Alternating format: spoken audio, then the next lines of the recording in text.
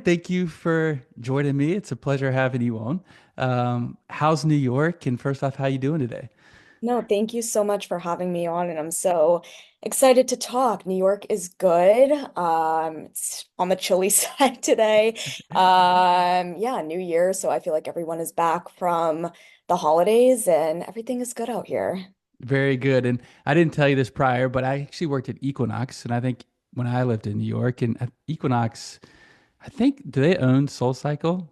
Yes, they're affiliated with SoulCycle, yeah. That's what I thought. And we're going to get into kind of your journey and where you are now within SoulCycle, but I want to get to know you a little bit and kind of how you grew up. Life in San Diego as a child, like talk me through it. What was San Diego like? I've never been there, but I've heard people tell me it's like the most beautiful city in the country. So I'm pretty jealous you got to grow up there. San Diego is beautiful. So I actually, for my first 5 years of life, lived in Long Island. I don't remember much. And then my parents moved out to San Diego. Out in San Diego, went kindergarten through high school out there, and it was great. I actually was an equestrian, so Nice. Very yeah, cool. took up all of my life. I did hunter jumper and that was like my whole life up until high school. But no, San Diego is beautiful. Yeah, definitely. Parents divorced out there, so definitely went through like a few, challenges with that. Sure. In their dating life and all of that. Learned a lot growing up, but I wanted to eventually go to college, stop writing, yeah, and just kind of see what's outside of San Diego. So that's my Did you kind of ever think about riding equestrian in school for college? I did. I got offered a full-time teaching position to be an instructor. My instructor wanted to hire me, but at the time, my mindset was like, I've been doing this for so many years and so much of Hmm. my life that I need to see what else is out there. And I feel like I needed a college experience. Like I really isolated myself and poured everything into riding horses and competing, and it Hmm. was really a full-time gig. So I decided to turn that down and apply to colleges and kind of branch out. Very cool. Was it you stayed on the West Coast for college, right? I did. I did. What was the decision to go to Washington? Very random. I've never in my life been to Seattle. I didn't know anything about it.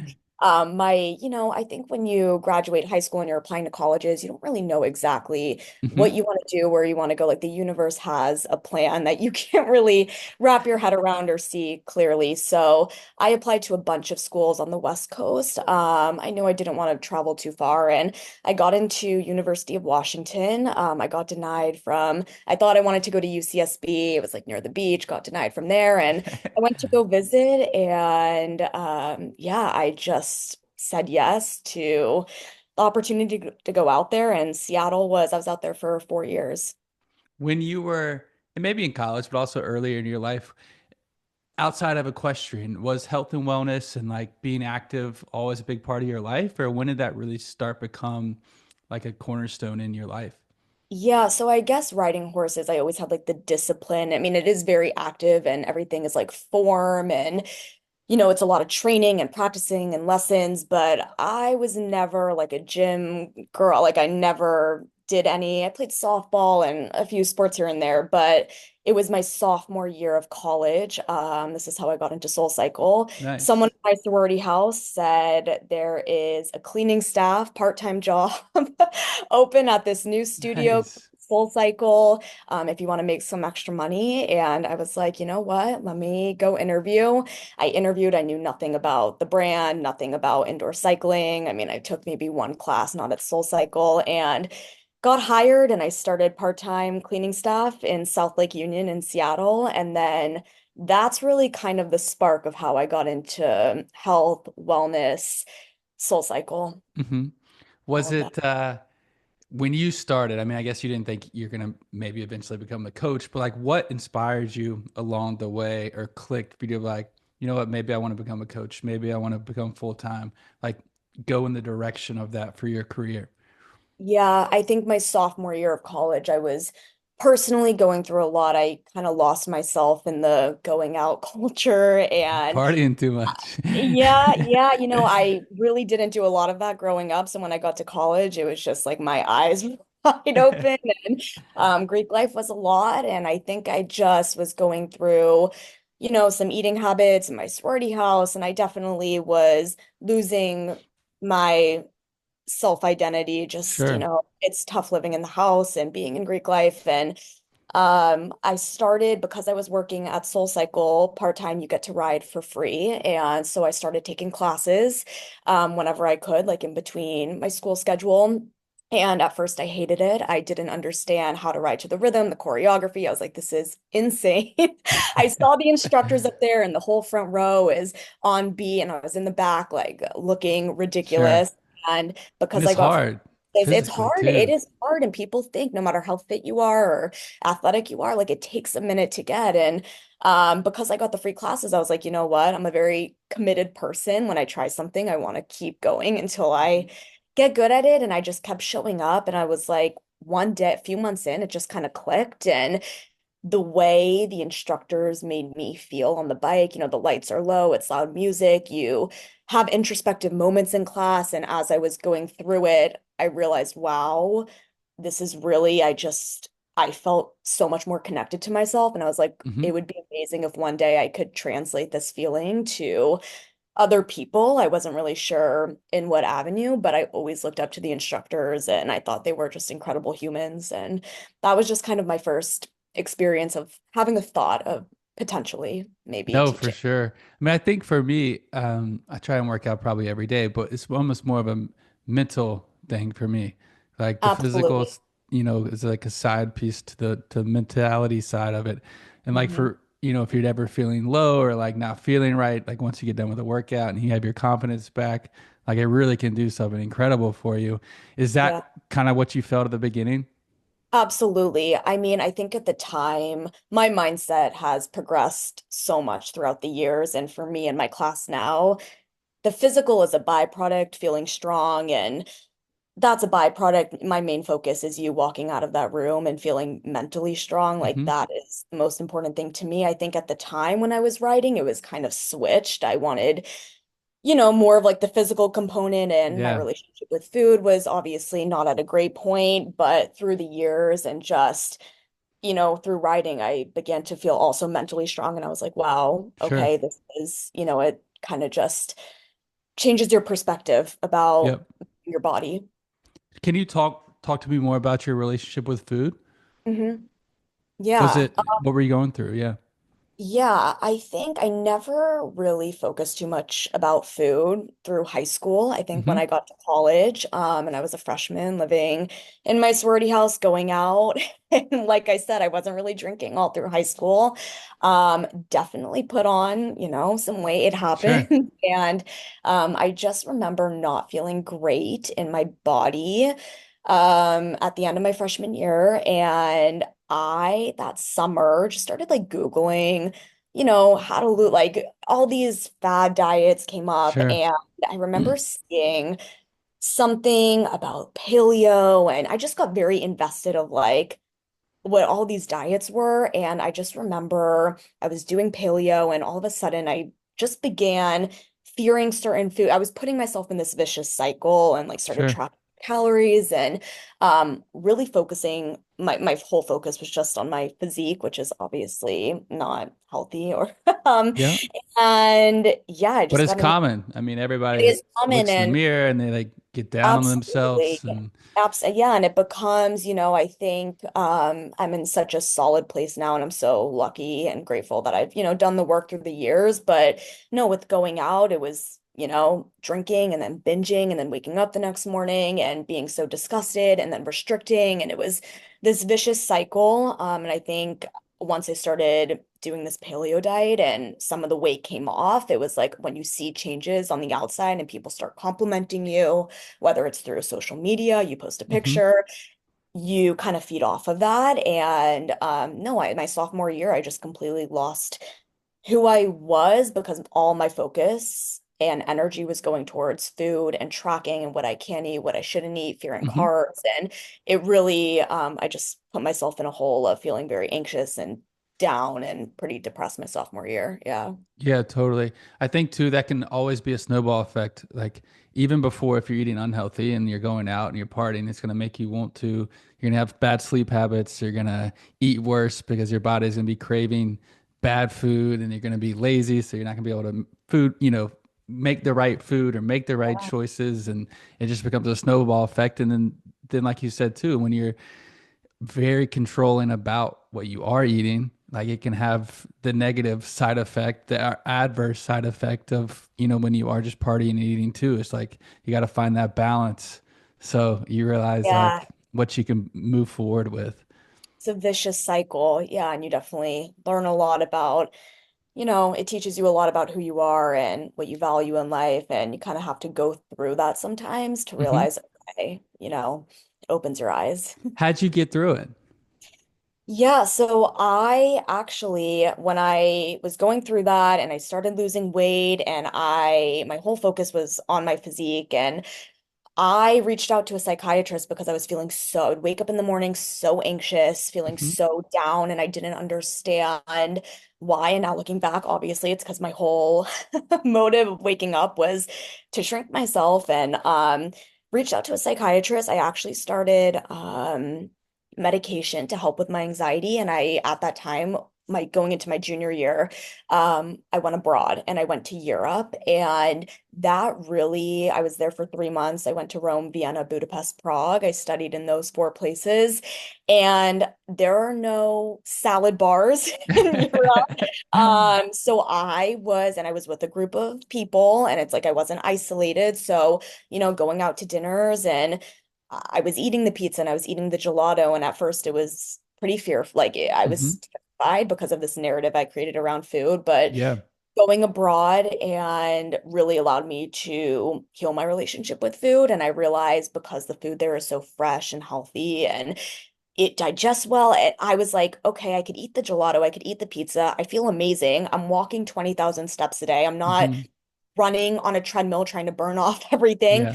And that was kind of the first thought of, okay, what really is health and wellness? And when I came back from abroad, that's when I decided on top of studying, I was studying communications and sales at UW. I invested in a holistic health course because I wanted to learn more about what is true Hmm. health and wellness. So that was kind of how I got really into the health and wellness space. Yeah, it's finding a balance and going abroad too. I mean, they have some things figured out, like in They do. Europe or in Italy and Rome, wherever.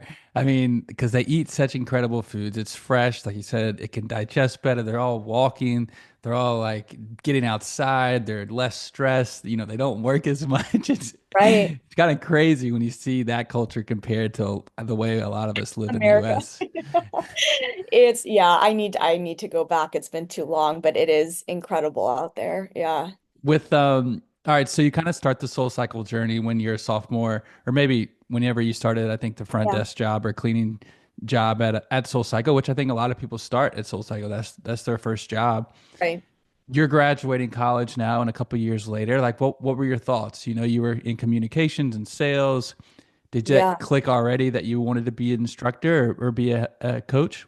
Yeah, I think because I graduated during the peak of COVID, I actually Hmm. didn't even have a real graduation. My last semester or quarter at UW, I was living back in San Diego with my mom just because of the rise of COVID. Like classes were all online. Living with her in a small apartment. She was dating someone, got pretty toxic quickly. Oh She man. wasn't very happy that I was about to graduate college and I was living with her. And so I knew in the back of my head at that point I was getting very solid as a rider on the bike, and I knew I wanted to inspire and coach in some form, whether that was through health coaching or being a soul cycle instructor. But because it was COVID, there was so much unknown of when are things opening. And I ended up during COVID, after I graduated. So this is June of 2020, moved out to Florida with my grandma just to give my mom some space in San Diego. Hmm. And then out there, I started reaching out to private boutique spin studios. I loved the bike is my thing. So it was always, I never really wanted to teach yoga or Pilates. It was always spin, cycling.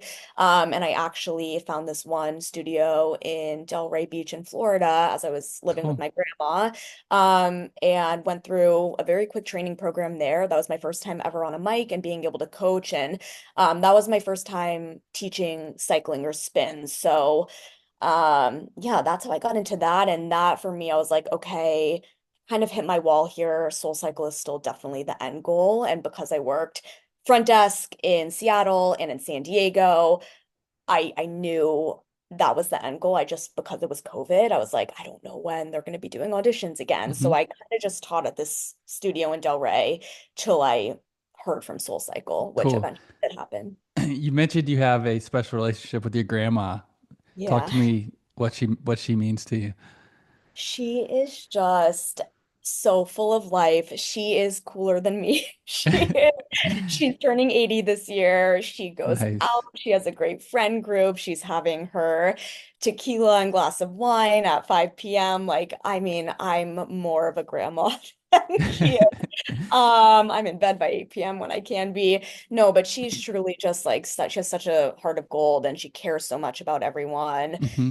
in her life. No, and she's just been such a rock for me when, when my parents split and as I was going through things and living out with her in Florida for a little bit, she's really been my person. Yeah, I'm similar. I love my grandparents so Yeah, much. All sure. right, so you're thinking about Soul Cycle. You're waiting to hear back from them, but you're also coaching in Del Rey. Is Yeah. that when you fell in love with coaching? Like, was the energy that you're getting back from the Yeah. riders? What was it for you? Yeah, it's one thing, I think people think it's one thing to be a good rider on the bike and but at the end of the day, it has nothing to do with that. It was making people feel strong in their minds and bodies, Hmm. that being able to give that energy to people and give them the space to show up as they need. It's such a refueling feeling. And I think being able to be an instructor and coach for the 6 months that I did out there, I was like, I want to take this a step further. It was a smaller studio and there were a lot of limitations, but that was kind of my first step into coaching and teaching. And I really did. I saw an immense amount of growth in myself in those 6 months. And I just wanted to continue, yeah, that Very journey. cool. With you get the call, but I think it's interesting because you would think, yeah, you could go to the city, go to New York, or go somewhere to train, but they ask you to go to Ann Arbor, Michigan. Yeah, so actually, they reached out to me when they were doing auditions again because I actually auditioned right before COVID hit and I didn't even make it past the writing round, which thank goodness, because I think if I went on a mic and got on the podium, I would have embarrassed myself. I was so young at the time, fresh out of college, like it just would have been bad news.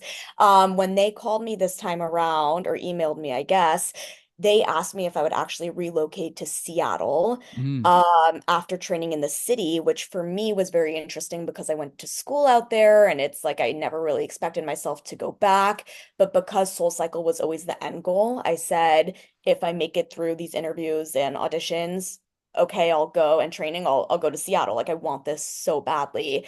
So Ann Arbor was more of a I didn't know Ann Arbor was going to happen until months later because the Delta variant was rising got again. So it. training got delayed for almost a year. It was a wild process. Did you, the whole time you wanted to stick with it, or did you ever second guess it?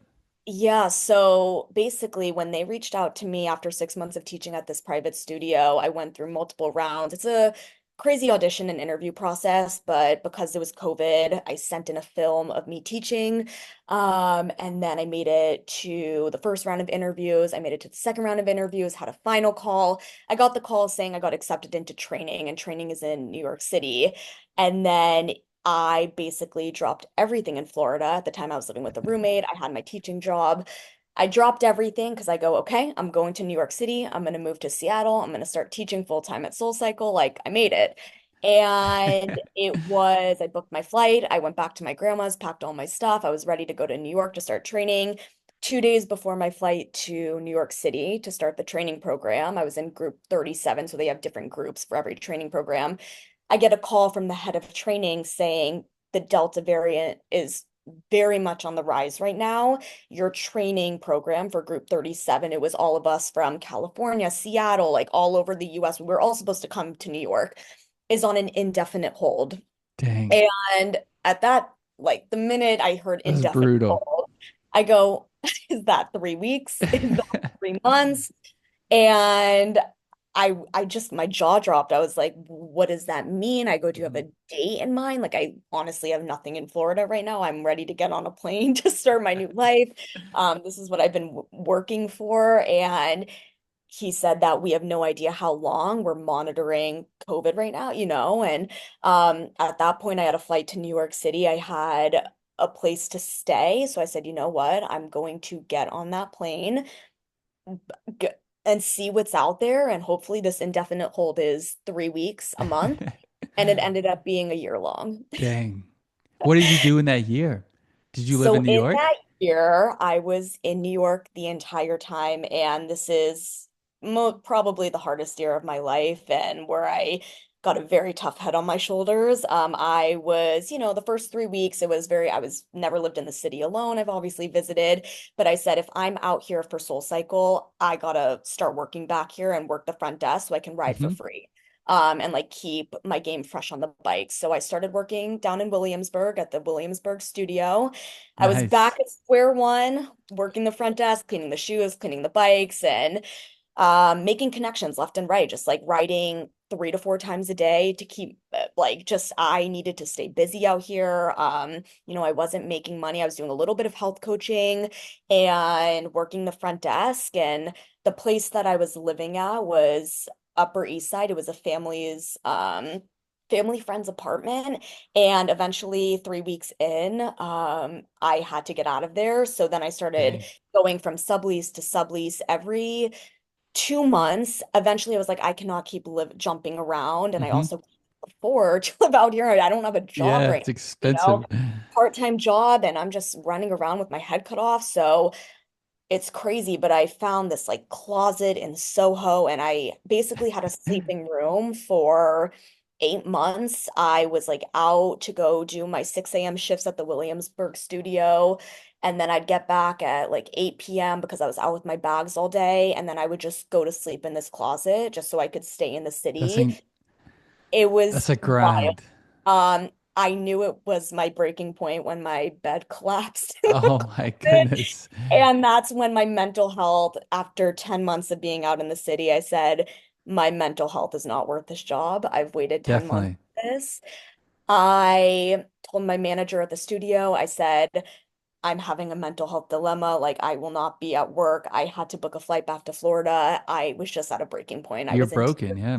I was broken, and losing myself in the process of fighting for this dream that I thought was supposed to happen a year ago, but the Yeah. universe obviously had other plans.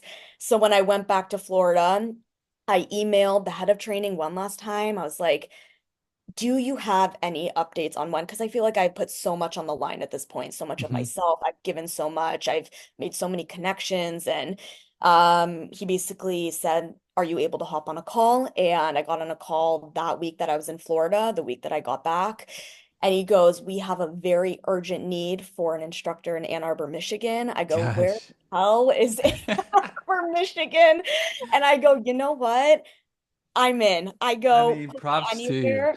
I go, put me anywhere. I put way too much on the line for this. So I flew back to New York, went through an expedited training, 3 weeks long, taught my two community rides, Tribeca, West Village, passed and got on a one-way ticket to Ann Arbor. And that was the start of my Dang. career at I mean, Seoul. props to you. That is some dedication. Like, Thank you. so many people would have given up way before that. It was wild, but I learned a lot about myself. When you were going through that time in New York City, mentally, were you like anxious? Was the depression like coming back? Like, what was, and I'm sure like your relationship with food at that time, like how Yeah. did you manage all of that? I mean, you were already pretty educated about almost like the holistic health coaching area, but like sometimes it's the hardest thing to do is do it for yourself. Oh, absolutely. I mean, for me, I've always been very into personal development, and I feel like I'm always constantly trying to up level and strengthen the relationship with myself. I put a lot of pressure on myself, but when I was out here in the city, I want to say my first few months, I was pretty excited just because there was Hmm. so much unknown, and I was, working at the Williamsburg studio, making a million connections, getting to ride in these master instructors classes out here, and so I was more excited and had a lot more fuel. And then I want to say like 5, 6 months in is when I started feeling pretty anxious and I wouldn't say depressed, but I was definitely, there were a lot of tears. Sure. Just like it was a tough year. My relationship with food, I mean, at that point was pretty good because of how much I was walking around the city, living out of my bags. I have to fuel myself and with all the cardio I was doing with riding. But no, I definitely was dealing with a lot of negative thoughts and just fear of the future of like, Hmm. is this ever going to happen? So podcasts at the time were my best friend. A lot of just like mental David Goggins and my let, like that was Nice. There in we my go. ears and on the subway. And yeah, Yeah. it was tough. It was I tough. still will go back to just listening to David Goggins every now and then when like I just need like a pick me up.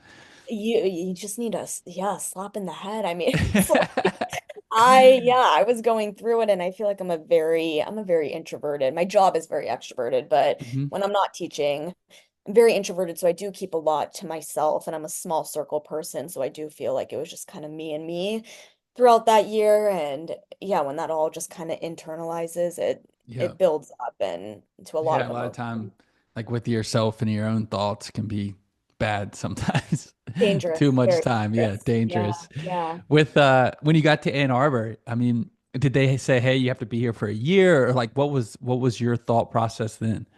Yeah, so at that point, when they offered me Ann Arbor and then to train in the city for an expedited training, I was just all in. I Hmm. said, there's nothing to lose at this point.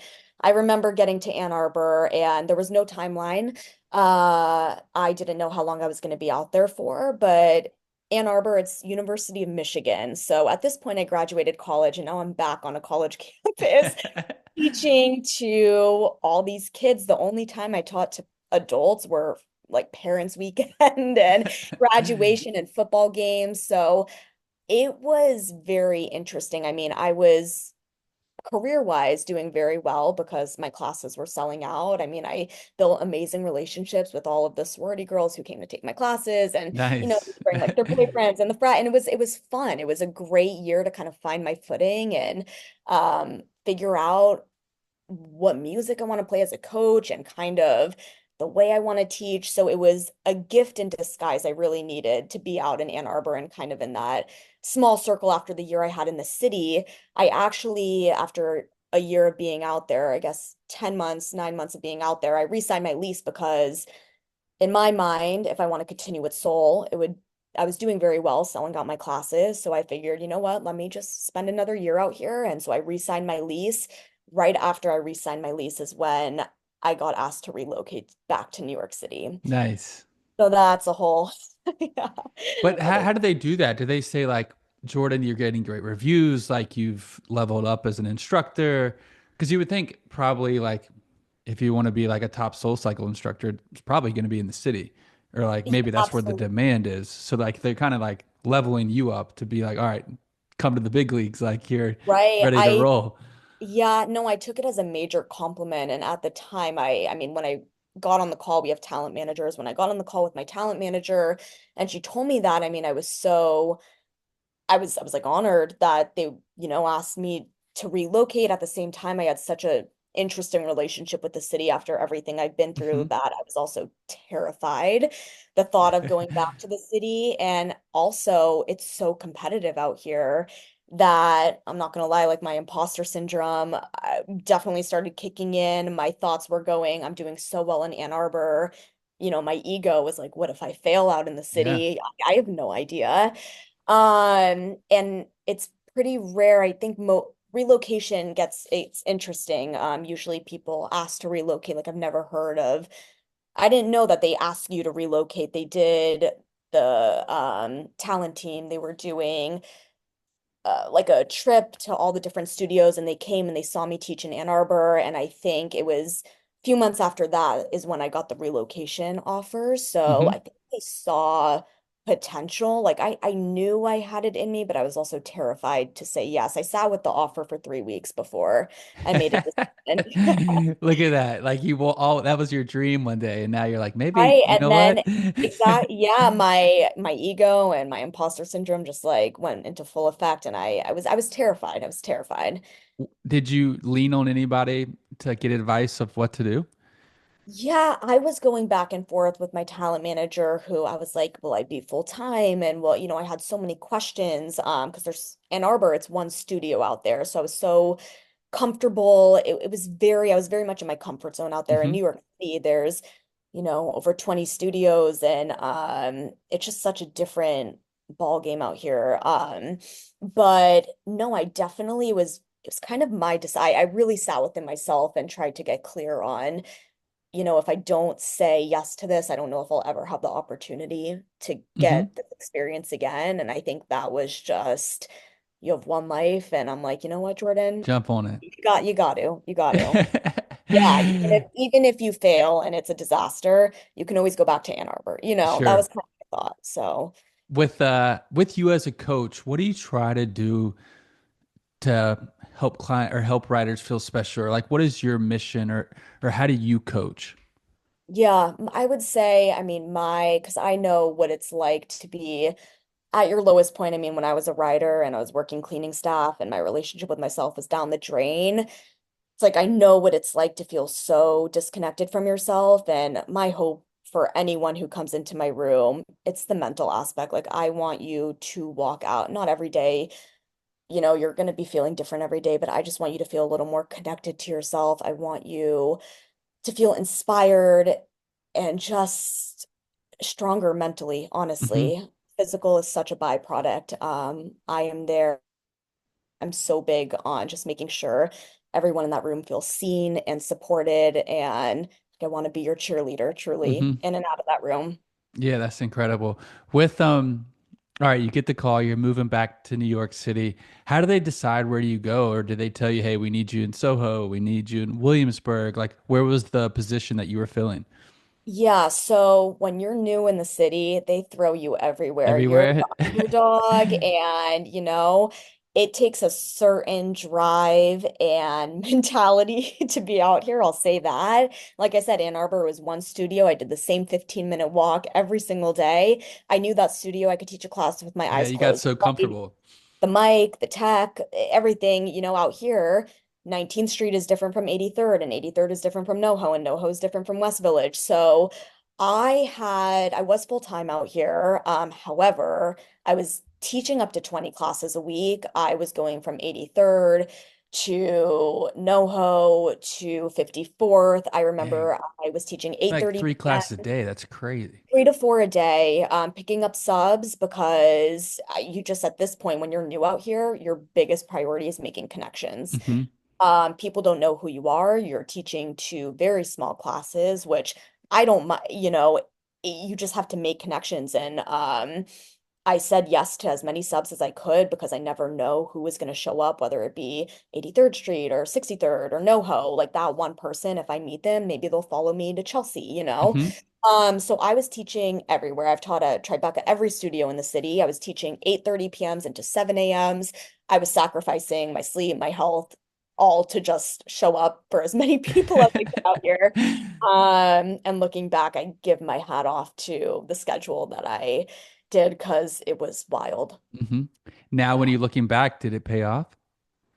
Yes, I mean, if I could tell Jordan who it was her, I was terrified my first week teaching out here. Don't forget, I was teaching to all these freshmen, senior college kids, to Yeah. them grown New York City adults who, you know, Intimidating. intimidating. And if I could tell Jordan her first week teaching out in the city, like, keep your blinders on and keep focusing on your craft, it's going to pay off. Hmm. I'm so proud truly of how far I've grown as not only a coach, but as a person. And I've just created such an incredible group of people out here who come take my classes, and I really adore all of them. It's really a special group of people. Do you, when you continue to level up and like you were new in the city, you're bouncing around to all the studios, do you eventually, as I guess like corporate and Soul Cycle gets to know you and kind of figure out who you are and where your classes are filling up, do you start going to one or two studios? Like, what does full time look like for you now? Yeah, so I definitely have set a boundary with my teaching limit. I mean, when I first moved out here, I was teaching 18 to 20 classes, Hmm. running myself from downtown to uptown, and I was just running around with my head cut off. Now I don't pick up as many subs because I do have more of a foundation out here. I will teach anywhere from 2 to 3 a day. I think my class count right now, I want to say is around 15. Hmm. Um, I don't teach more than three in a day. I want to make sure I'm giving 110% to every single class. And when I'm running myself too thin, I just am unable to show up in the way that I need to. But I'm at three studios right now besides subbing. I'm at NoHo, 19th Street, West Village. Definitely attract a lot of downtown riders. It's fun down here and it's been great. With with you personally and mentally and maybe back to your relationship with food, but what do you do on a daily basis to kind of make sure that you're taking care of yourself? Yeah, I mean, my biggest priority is to make sure I'm showing up once again fully for everyone who steps foot in that room. So, in order to do that, my biggest priority is taking care of my mind and my body. And, Hmm. I actually just went through a few months of dealing with terrible panic attacks and anxiety, and that was a really scary time. I That just sucks. I've been through that. It Oh my sucks. gosh, it's debilitating. And, my first thought is, how do I show up for these people when I feel so broken right now? But no, I'm very big on recovery. I really am a grandma. My social life out here is definitely a work in progress. I mean, I don't go out. I don't really drink alcohol. I'll have a glass of wine here or there if I do go to dinner, but I protect my peace. It's very much me and me, which, it has pros and cons, but I do a lot of recovery. I've been very into heated Pilates to fill my own cup up and just do movement for Nice. myself. And I eat very well. I feel my body very well. I focus on just high protein, healthy carbs, healthy fats. Yeah, and I just make sure I'm keeping myself in tip-top condition. Yep. With you said to like 8 o'clock being in bed. I mean, you got to get that good sleep and recovery if you're Basically, I teaching. got an Aura ring. Yeah. I mean, Nice. eight I saw you o'clock. wearing the Oura ring. Yeah, when I teach at 6:30 p.m., my nervous system is so jacked up after Hmm. class. So I really try with my sleep, but sometimes it's tough to wind down and then wake up early and teach again. So sleep is a constant work in progress for me. Yeah. With you, what was it that helped with the anxiety and panic attacks? Yeah, so I think, I kind of had that spur in my sophomore year, and then this came very much out of nowhere. I feel like my first year out here, because I was just running around and on the go Hmm. 24/7 with no time to slow down, my panic attacks started happening around my 26th birthday in September when I have built a community out here, career-wise, feeling very successful and strong. And I was very confused why I was feeling so anxious. I started waking up in pain. I mean, it's the worst feeling. I can't even put it into words unless you've Sure. experienced it. But I was very confused and I was calling out of classes day of, which I never do. I just could not get on a mic and show up. And I was freaking out. I thought I was gonna have to take a leave of absence. That's when I reached back out to my psychiatrist that I worked with actually in college. And I'm very open about this. I'm a holistic health coach. I do everything to take care of myself. I don't drink alcohol. Like Hmm. I eat well, I sleep. Definitely my social life out here, that is a work in progress. And I know there are so many elements of health, but no, I am taking medication right now and I'm very open about that.